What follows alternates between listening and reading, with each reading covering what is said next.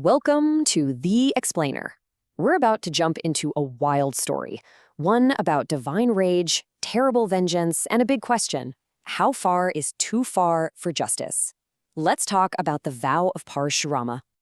So, here's the big question. Why on earth would an avatar of a god, a divine being no less, wipe out an entire class of people, not once but 21 times? It sounds, well, impossible, right? To get to the bottom of it, we've got to go back to the very beginning.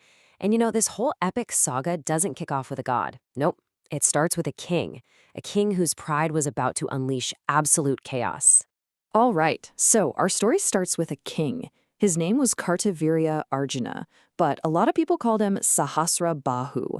And this guy, his power was absolutely legendary. But, and this is a big but, his pride was just as massive, and well, that was going to be his downfall. So how did he get so powerful? Well, through some serious penance, he impressed the great sage Dattatreya. And the rewards? They were just staggering.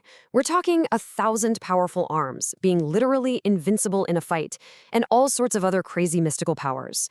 I mean, for all practical purposes, he was one of the most powerful kings to ever walk the earth.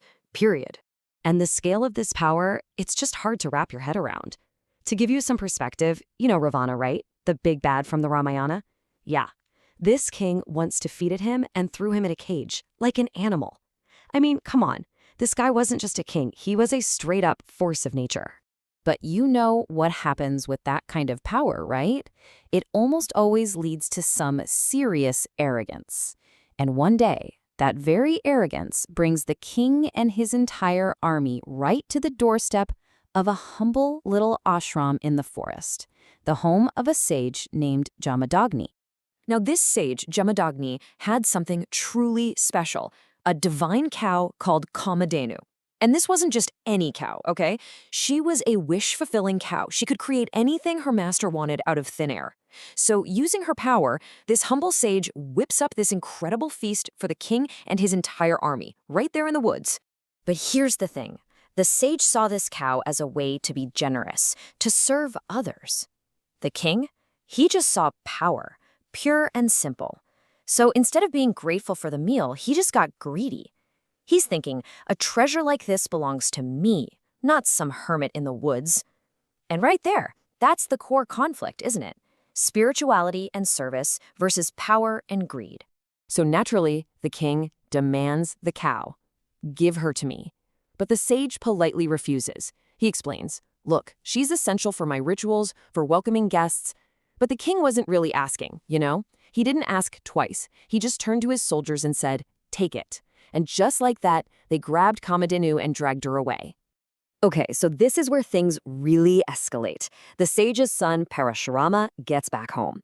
Now, Parashurama is not just anybody. He's a warrior sage. Oh, and also an incarnation of Lord Vishnu. So when he sees what's happened, he is absolutely consumed with fury. He grabs his axe, storms the king's capital, and, get this, single-handedly takes down the king's entire army. And then, for the grand finale, he finds the king and chops him down. You'd think that would be the end of it, right? Justice served. But nope, this wasn't the end. This was just the beginning of a vicious cycle of revenge that was about to spiral into something truly tragic. So Parashurama comes back with the cow, probably expecting a hero's welcome, but his father, Jamadagni, is horrified, absolutely horrified.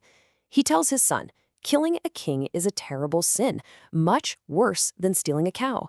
He tries to explain that a sage's real strength, their true power, it's not in an axe, it's in their ability to forgive. So, to atone for this sin, to purify himself, Parshurama does what his father says. He leaves on a year-long pilgrimage. But this well-intentioned act, it left his home, his family, completely defenseless. And that was a huge mistake. Because, of course, the dead king had sons, and they were just waiting for a chance to get revenge. With Parashurama gone, they stormed the ashram. They found Jamadagni deep in meditation, totally vulnerable.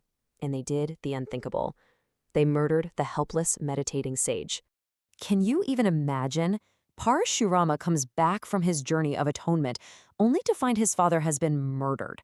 That righteous anger he felt before? That was nothing. This was something else entirely. It was a rage so immense it was about to change the world. So there he is, holding his father's severed head, and he makes this terrifying vow. He swears that he will wipe the entire Kshatriya class, the warrior class, the lineage that did this, completely off the face of the planet. And you see the shift, right? This wasn't about a stolen cow anymore. Not even close. This was about the murder of his father. And what happened next was a campaign of vengeance on a scale that is just mind-blowing. First, he went after the king's sons and wiped them out. But he didn't stop there.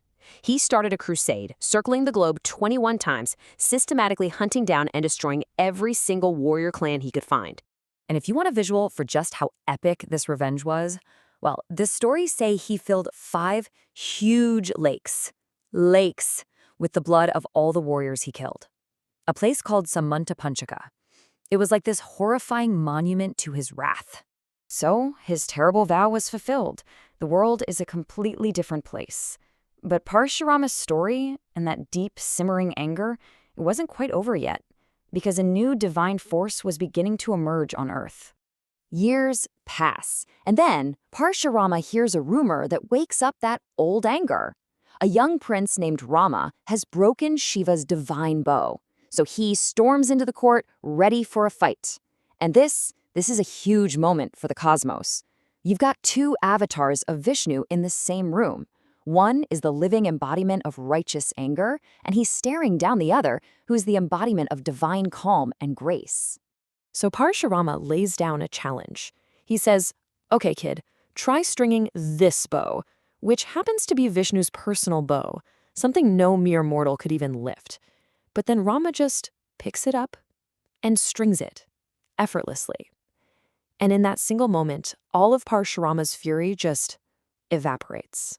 It's gone, because he realizes who he's talking to. He's standing in front of his own divine source.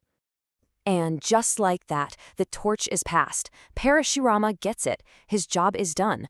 The world didn't need his brand of divine rage anymore. It was time for a new kind of protector, one of grace, of dharma, of order. His long, bloody war was finally, truly over. And so, the great avatar of rage finally found his peace. He gave up his weapons, walked away from it all, and retreated into the mountains. And the belief is that he's still there, even to this day, meditating in perfect, eternal peace. So what do we make of all this? The story of Parshurama is this brutal, vicious cycle, isn't it? Injustice leads to vengeance, which just leads to more and more violence. Everything he did, it came from a place of grief and what he saw as his duty. But it leaves us with this really tough question, a question that people have been asking forever. Can a righteous end ever justify truly horrific means? Where's that line between justice and just plain revenge? It's a heavy one to think about, for sure.